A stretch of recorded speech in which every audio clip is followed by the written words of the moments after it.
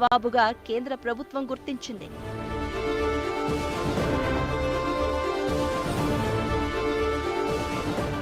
ఏడో నిజాం వారసుడిగా ప్రపంచంలో అత్యధిక సంపదను వారసత్వంగా పొందారు.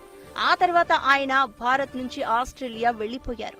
అక్కడి నుంచి టర్కీ వెళ్లి అక్కడే స్థిరపడ్డారు.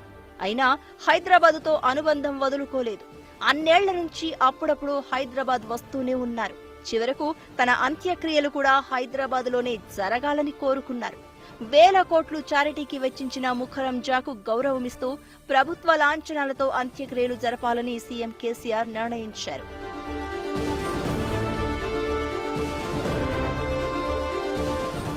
Nizam charitable trust, Mukarram Jah trust for education and learning కు ఆయన చైర్మన్ గా వ్యవహరించారు.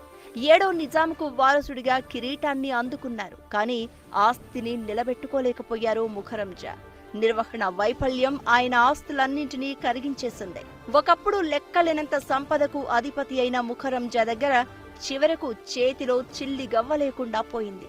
30 ఏళ్ల వయసులో 25,000 కోట్ల రూపాయల విలువైన ఆస్తులతో ప్రపంచ కుబేరుడుగా ఉన్న ఆయన చనిపోయే నాటికి నిరుపేదలా మిగిలిపోయారు.